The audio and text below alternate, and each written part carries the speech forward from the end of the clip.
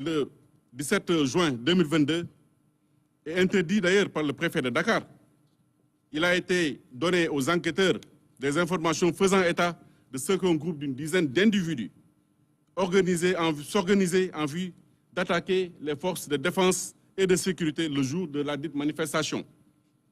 Les sources renseignaient également avoir identifié à Grand Yoff et à Rufisque les nommés Bouna et Mor alias Commandant, lesquels sont chargés respectivement de confectionner des exercices destinés à stopper la progression des forces de l'ordre, mais également des cocktails Molotov, dont le but est d'attaquer et d'incendier les installations publiques comme privées, des magasins, des commerces d'intérêt étrangers, et particulièrement français, mais également les forces de l'ordre, les domiciles des autres autorités de l'État, ministres, DG, députés, magistrats. Elle ajoute que les nommés Pape Ousmane Seck et Abdoul Aziz Niang seraient les coordonnateurs de toutes ces actions envisagées. Ces faits ont mené à l'arrestation des individus suivants: Bouna Ba, Pape Mamoudou Seck, Feu François Mankabou, Mor Gueye, Babacar Ndaw, entre autres.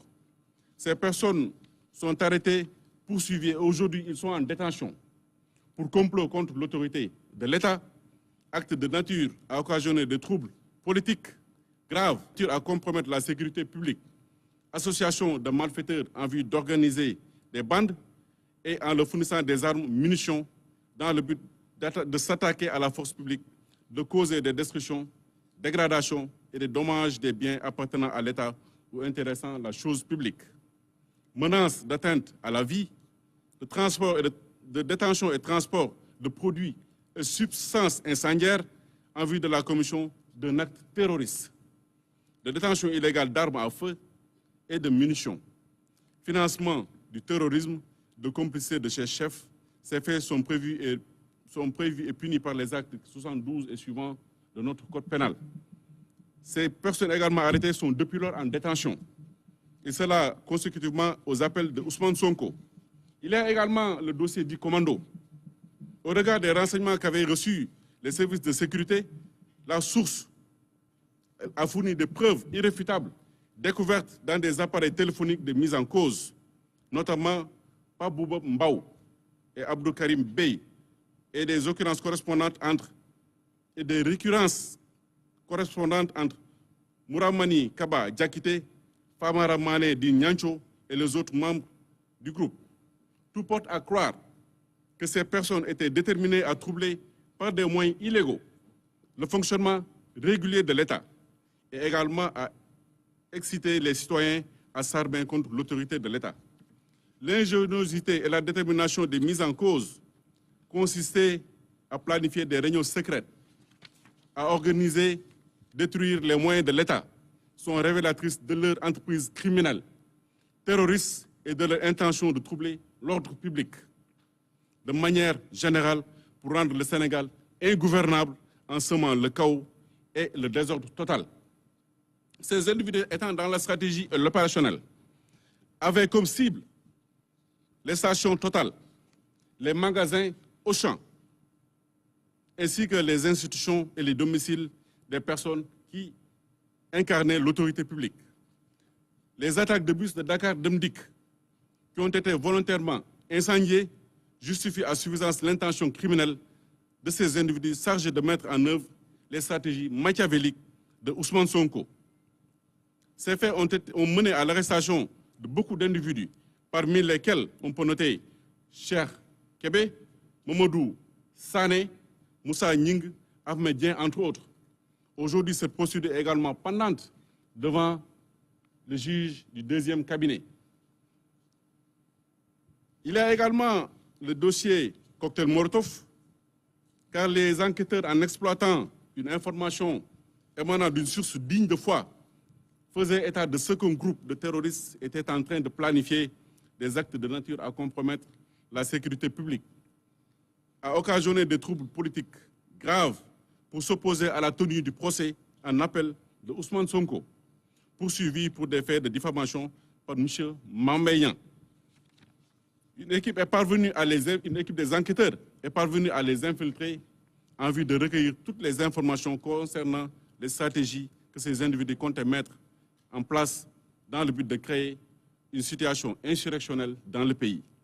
Un nombre impressionnant de cocktails Molotov a été retrouvé lors de ces perquisitions. Et d'ailleurs, le procureur de l'époque avait fait un point de presse par rapport à ce dossier. Il avait également été procédé à l'arrestation à l'occasion de ce dossier de Mbaye Kane, Omar Aliou Bitey, alias Cheikh Omar Bitey, Ahmad Bitey, Ahmadou Fofona, Abdourahman Mboub. Ils sont poursuivis et inculpés pour association de malfaiteurs terroristes, détention de substances explosives en vue d'une utilisation sur les biens publics ou intéressant la chose publique, dans le but de compromettre la sécurité publique et occasionner des troubles politiques graves. Ils étaient également poursuivis pour financement du terrorisme, d'atteinte à la sûreté de l'État, complot contre l'autorité de l'État. Et enfin, le dernier dossier concerne le combat final. Et ça ne date pas de longtemps. Parce qu'entre le 1er et le 2 juin, à la suite du prononcé du verdict de la Chambre criminelle ayant condamné Ousmane Sonko à 2 ans de prison ferme pour corruption à la jeunesse, le pays a été à nouveau secoué par des séries de manifestations émaillées par des scènes de violence, des actes de destruction, les biens publics, des manifestations au cours de laquelle des pertes en vies humaines ont été notées. L'université Cheikh Anta Diop de Dakar a été attaquée et saccagée. Le CESI a été également saccagé et brûlé. Les dépôts de Dakar Demdik ont été également attaqués et brûlés. Divers tronçons du BRT ainsi que l'autoroute à péage ont également subi la fureur des manifestants. Les maisons des autorités politiques, judiciaires, administratives ont été saccagées et brûlées. Des images montrant des manifestants lourdement armés et circulant dans les rues de la capitale ont circulé dans les réseaux sociaux. L'objectif final était de marcher sur le palais pour y déloger le président de la République.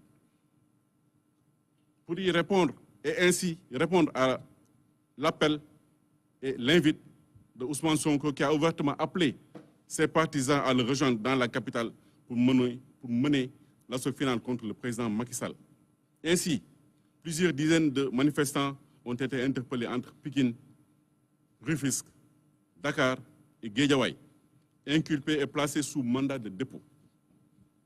En tout état de cause, toutes ces procédures que nous avons énoncées, qui ont causé des dégâts matériels inestimables à l'heure où nous tenons ce point de presse, ainsi que plus d'une quarantaine de morts entre mars 2021 et juin 2023, convergent inéluctablement vers Ousmane Sonko.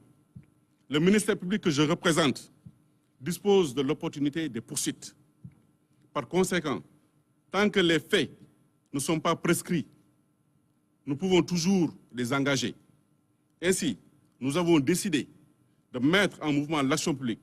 C'est pourquoi ce dernier est aujourd'hui en garde à vue et nous sera incessamment présenté,